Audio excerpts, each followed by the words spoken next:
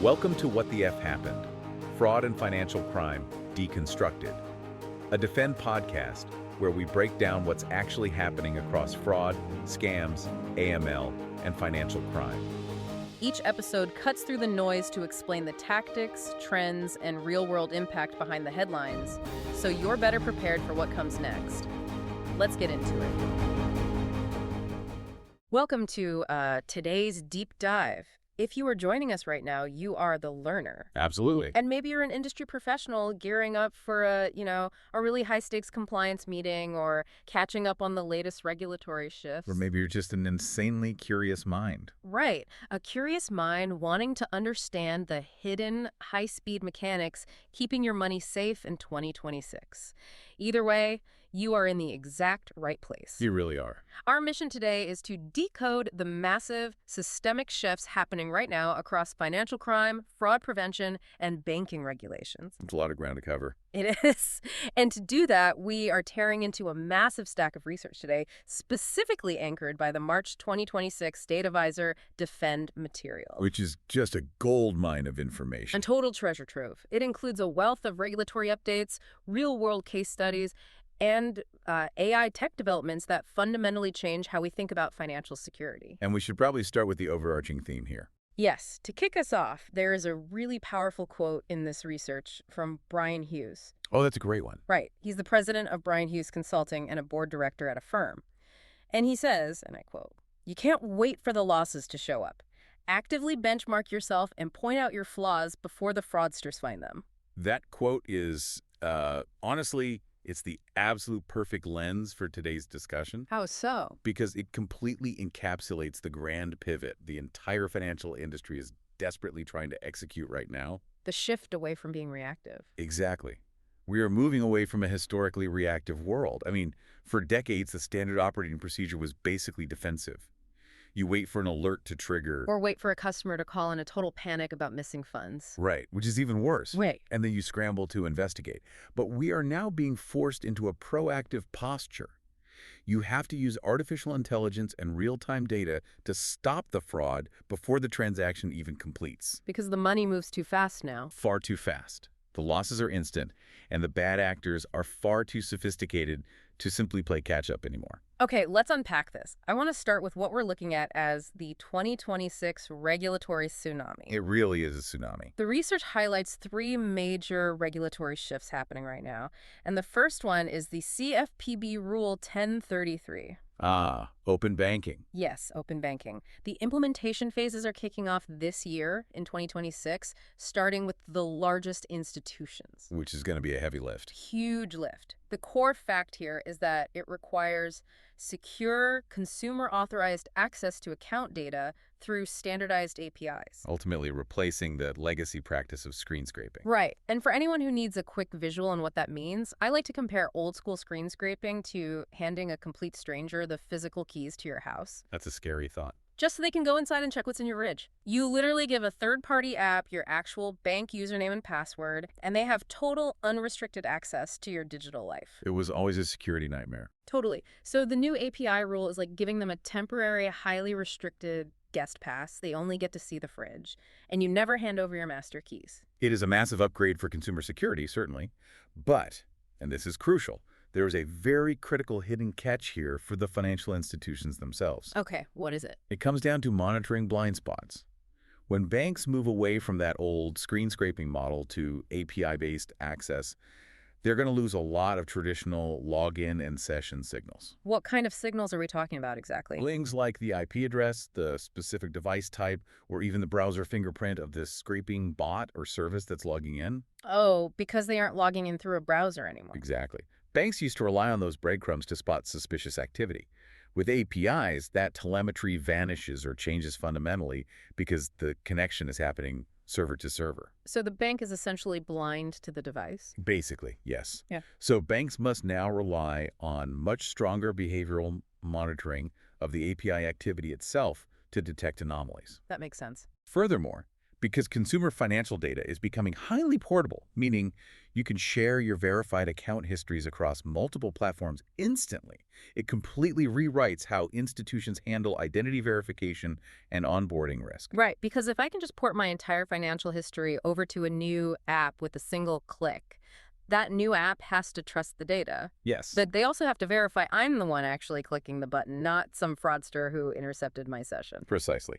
And the rules note that while institutions absolutely have the right to deny data access if they detect fraud or security risks. It can't just do it arbitrarily. Exactly. You can't just block a competitor's app and claim it was a security risk without the data trails to back it up.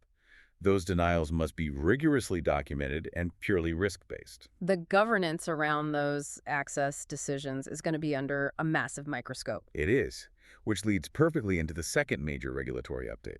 This one is from FinCEN regarding beneficial ownership. Yes, the FinCEN beneficial ownership relief.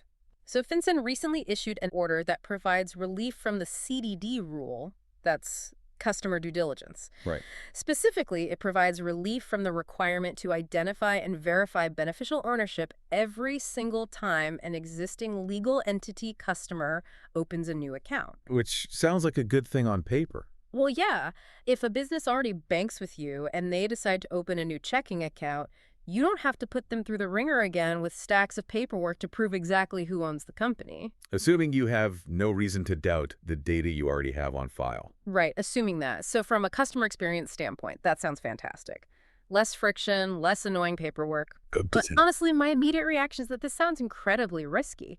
If you aren't checking their ID every time they open a new account, aren't you just leaving the back door wide open for a fraudster who might have quietly bought out a legitimate business? That is exactly the friction point here. What's fascinating here is the immediate trade-off. It sounds like relaxation of the rules, but what it actually does is place a massive, crushing pressure on an institution's ongoing monitoring capabilities. Because you aren't checking at the door. Exactly.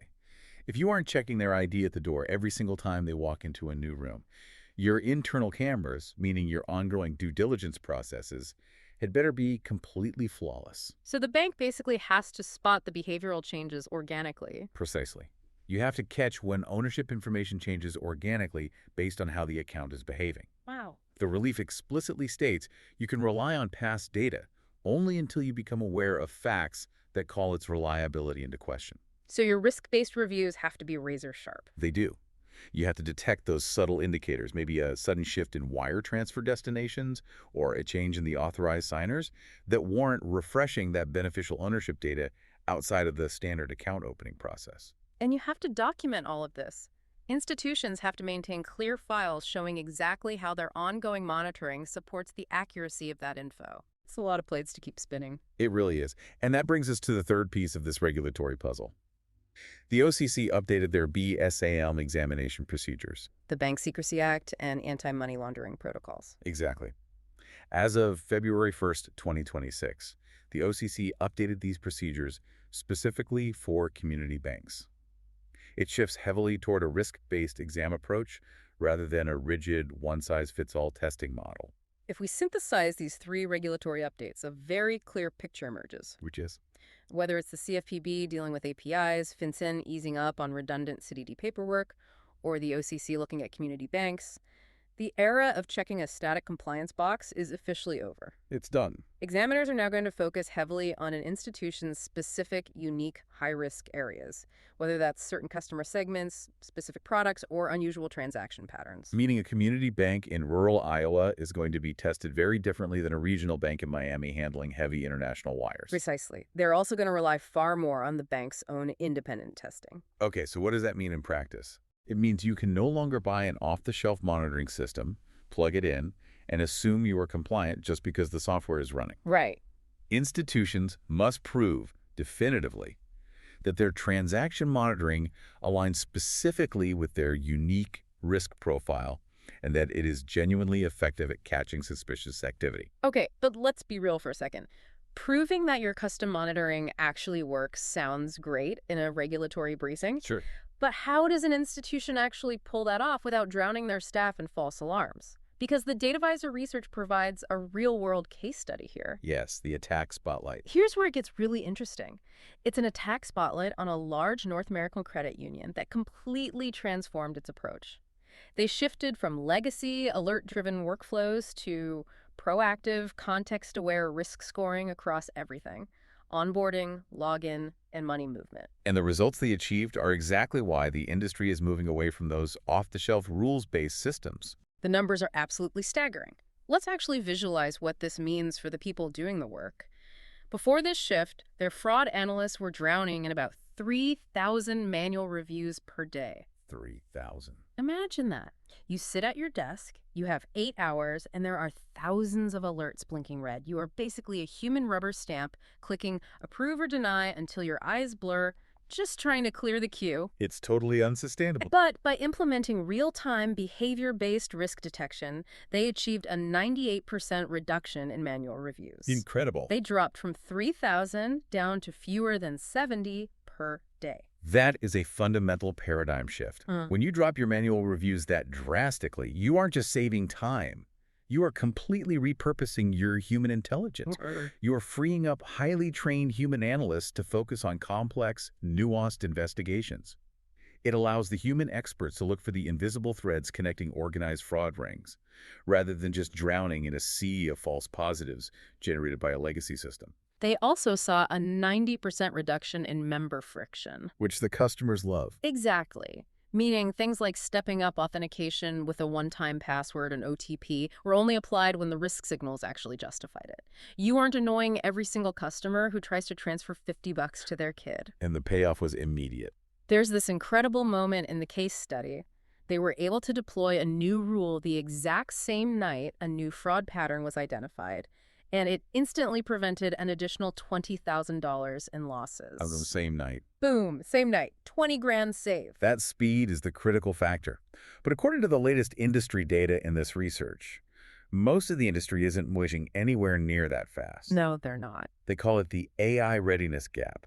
The report shows that 74% of fraud and AML leaders see AI-driven fraud like deepfakes, synthetic identities, coordinated fraud rings as a top threat right now. Which makes sense. But here is the terrifying part. 67% admit their organizations lack the infrastructure to actually deploy effective AI defenses against it.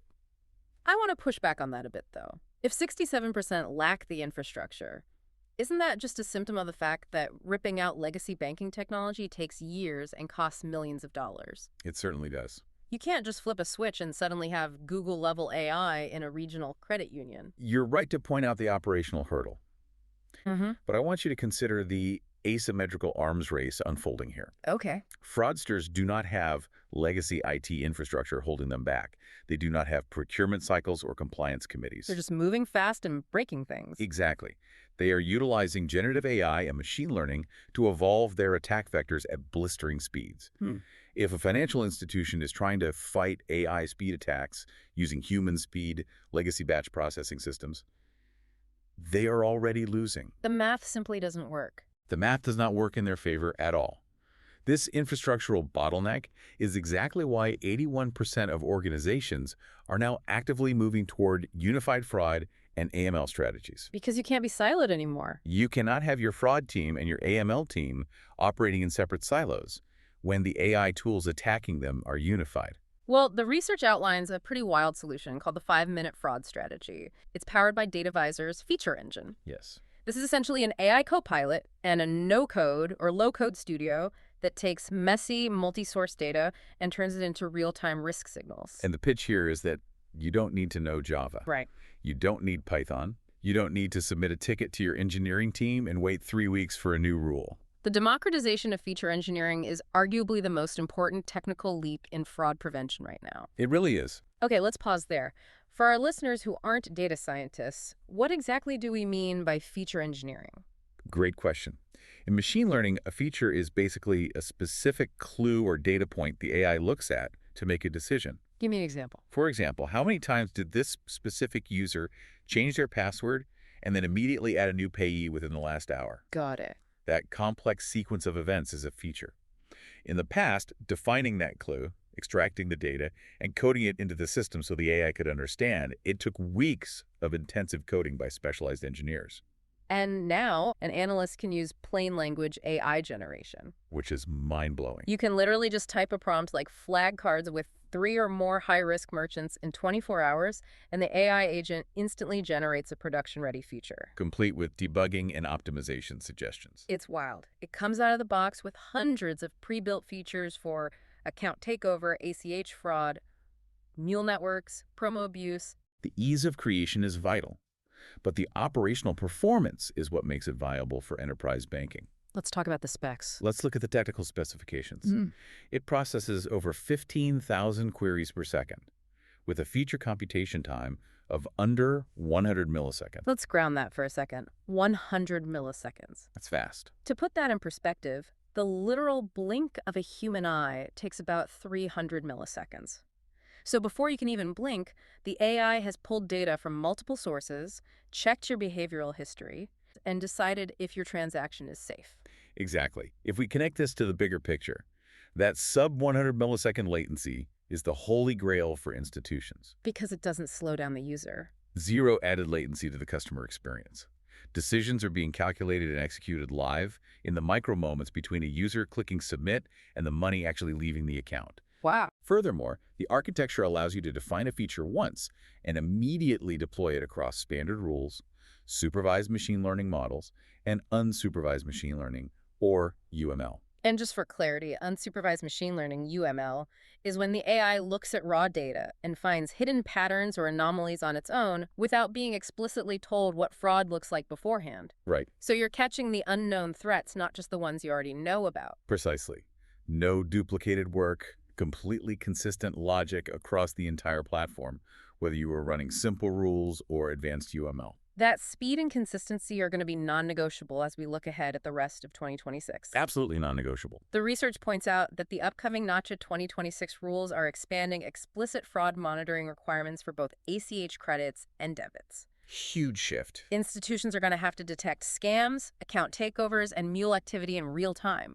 DataVisor actually put together a whole Nacha 2026 readiness kit to evaluate governance. Yes, and checklists. Right. And they're hosting a webinar on March 25th specifically about modernizing defenses for instant payment compliance. It's worth noting that the expansion to explicit monitoring of ACH credits is a massive operational shift. Why is that? Well, historically, the banking focus was primarily on unauthorized debits. Someone illegally pulling money out of your account. Right, like a hacker. Exactly.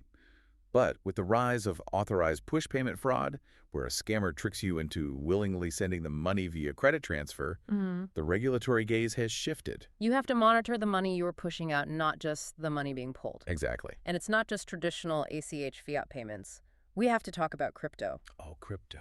Alex New authored a piece in this research specifically on stablecoins, and it paints a pretty intimidating picture of where financial crime is heading. It does, because stablecoins are creating entirely new laundering pathways. Oh, so? Traditional fiat risk controls were built for banking hours, for correspondent banks, for a system with built-in friction. Right. Things take days to clear. Exactly. Crypto moves instantly, cross-border, 24/7, with a high degree of pseudonymity. When you apply traditional AML rules to stablecoin flows, you are basically trying to catch a bullet with a butterfly net. A butterfly net. That's a great way to put it. The speed and the on-chain, off-chain hops require an entirely different monitoring framework, which ties right back into why sub-100 millisecond AI processing is becoming the baseline. It's no coincidence, then, that we are seeing a massive mobilization this spring across the industry. Not at all. When you have API blind spots, CDD relief requiring flawless internal cameras, OCC risk-based exams, and stablecoin laundering, all hitting at once. The industry has to respond. They're all converging. And you see it right there on the calendar. CBA Live and FinTech Meetup are happening simultaneously from March 30th to April 1st. Then Fraud Fight Club on April 14th and 15th, which is this really cool practitioner-driven event for sharing real-world strategies. Yes. And then the CPPO Symposium on April 23rd for payments professionals. The cross-pollination of ideas at these events is critical right now. Absolutely. You've got experts fanning out across all of them to share intelligence. Yingli and Shi unpacking executive insights. Reagan Smith at CBA Live. Jacob Randall, Michael Reaney, Pierre Essence, and Fayez Shafi holding it down at Fraud Fight Club. And Michael Lavia catching the CPPO crowd. It's a full-court press. The bad actors share their successful tactics on the dark web instantaneously. The good guys need to be collaborating just as effectively. The silos between institutions have to come down, just as the internal silos between fraud and AML departments are coming down. We're moving from isolated fortresses to a networked defense. So what does this all mean? We have covered a massive amount of ground today. We really have. The overarching, inescapable theme of this deep dive is the urgent, critical shift from reactive compliance to proactive AI-driven defense. Without a doubt. Whether we are looking at the CFPB demanding secure API access without compromising behavioral monitoring, or FinCEN's beneficial ownership relief demanding flawless ongoing due diligence, or the OCC shifting to strictly risk-based exams, the common denominator is relentless. It all points in one direction. Institutions must know their data intimately, they must eliminate their internal silos, and they must have the infrastructure to act on complex risk signals faster than the blink of an eye. You are now fully briefed on the critical fault lines of 2026 financial crime defense. Ready for whatever comes next. If you are heading into a strategy meeting tomorrow, you are ready to ask the tough structural questions. What is our AI readiness gap? How long does it take us to engineer a new feature?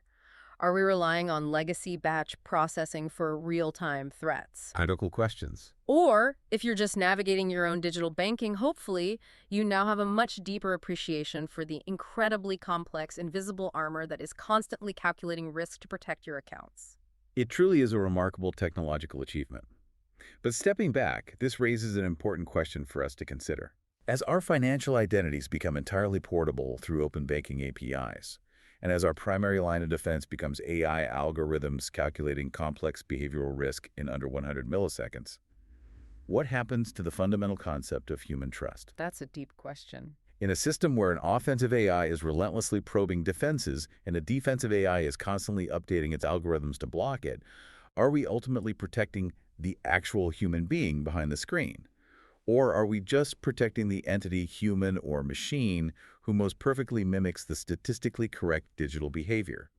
When AI fights AI at light speed, where exactly does human intuition fit into the future of our money? Wow, that is exactly the kind of question that keeps us reading, researching, and questioning the systems around us. Thank you so much for joining us on this deep dive into the fast-evolving world of 2026 financial defense. Keep learning, keep questioning, and we will catch you on the next deep dive. You've been listening to What the F Happened? Fraud and Financial Crime Deconstructed, a Defend podcast by DataVisor. If you want to keep learning between episodes, check out Defend Training. It's a set of self-paced online courses for fraud and financial crime professionals, practical and built around real-world scenarios. And you can earn CPE credits through the ACFE San Francisco Bay Area chapter. You can find it at datavisor.com Defend Training. The link's in the description.